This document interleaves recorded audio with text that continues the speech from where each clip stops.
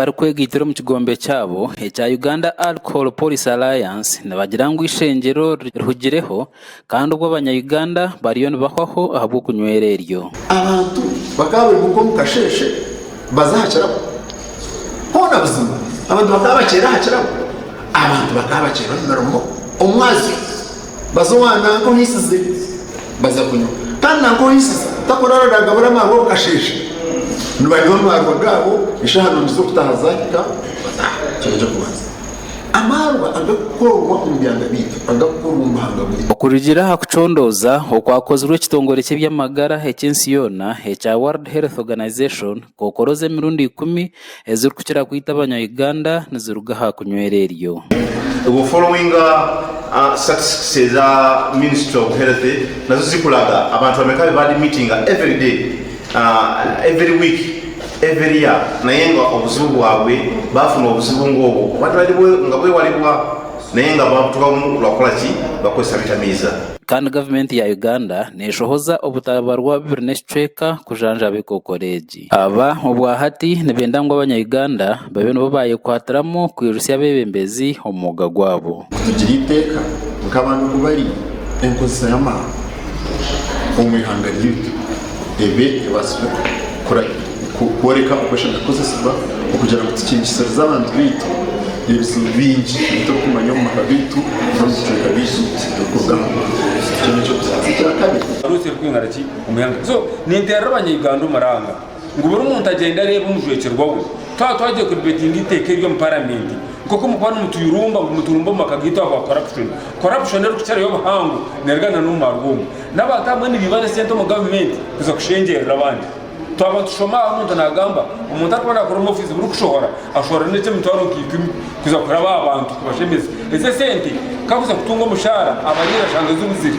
hataganiro na harazi gobe nabo kigambo cyamarwa twadugambo garugire tinga ni ikimanya twasabutaga maraho twasabutaga binga munsi kuwa tugambe aho gacendeza oriyo myishengero ahabwa buheju West Biraro Ephraim Gahanshanga yayihananyisiriza abembezi bageze be kwihamisho gabo arsente bakareba amagaraga abanya-Uganda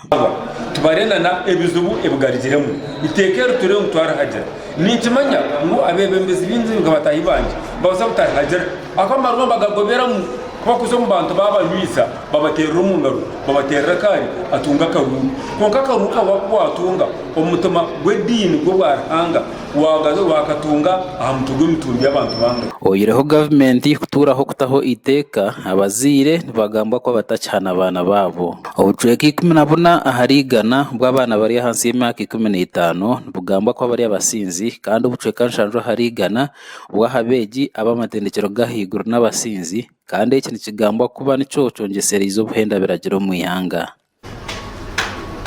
What is happening because of drinking, because of alcohol, it is alarming. These reps, but if to cut the story short, all crimes are related to this card. All crimes. Somebody may talk of corruption. Have you ever asked people who steal this money where this money ends up? My big people here, you have offices.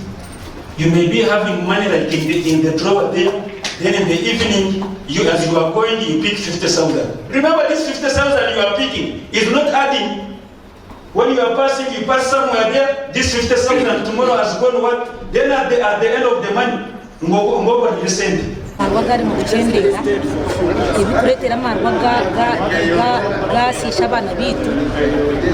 ebintu bimwe kugira ngo abafizire bitu basire cyitwa basireyo umwaka gwa 2019 ishengero ry'ihanga rakahinguze ngenderwaho ya marwa ya Arc Control negendera cyo kucendeza ahaburemezi wa marwa garukoreta umuyihanga konkati kiramazire ecyaretiro mu ishengero kazi Sara Opendi uri mu ishengero wa Tororo